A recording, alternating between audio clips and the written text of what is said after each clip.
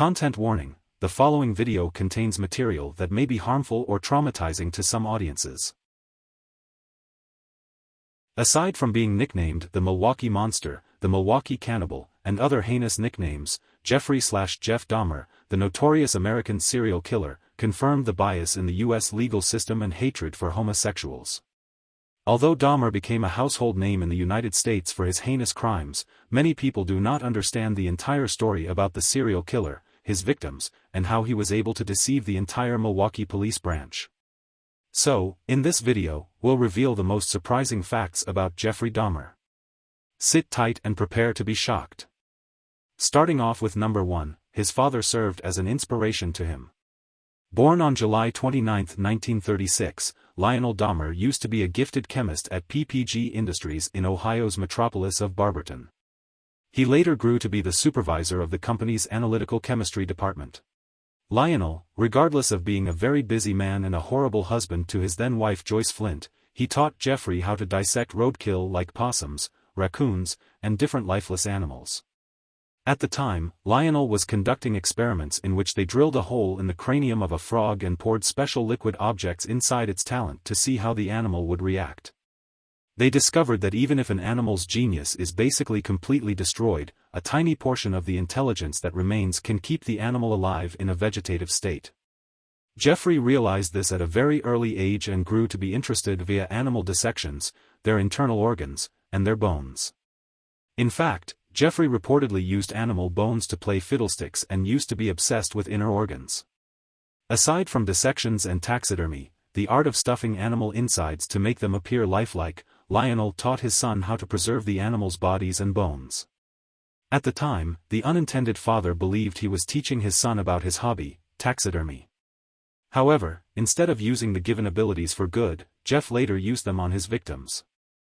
Coming in at number 2, human remains were discovered in every utensil in Dahmer's apartment.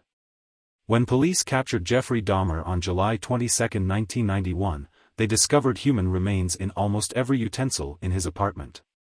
There was a reason why Dahmer's nickname was Milwaukee Cannibal. Jeff took out his victims' internal organs, carved the flesh off their bones, and consumed them after killing and dismembering them. According to the serial killer, he ate his victims to feel as if they were a part of him. Coming in at number 3, declared legally sane for his crimes.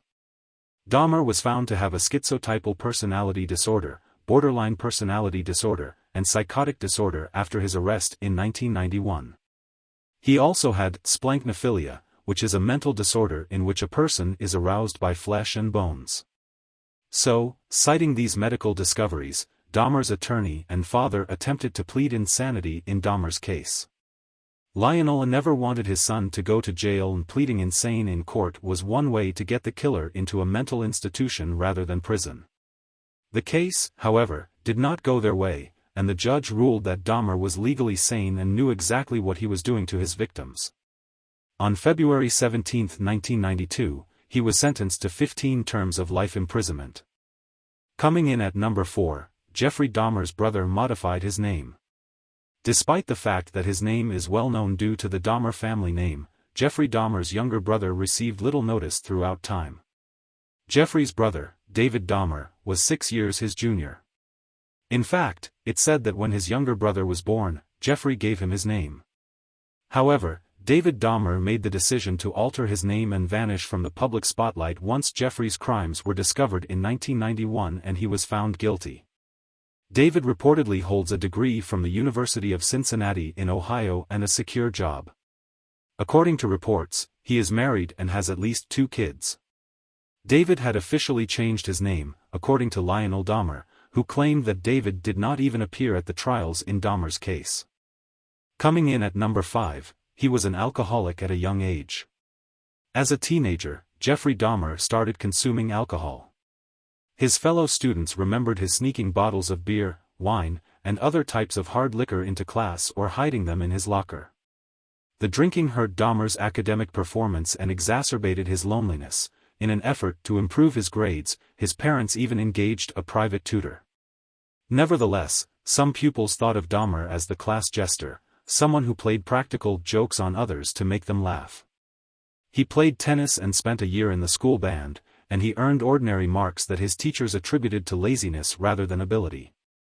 In conclusion, it can be said that the facts about Jeffrey Dahmer and his family are both terrifying and fascinating at the same time.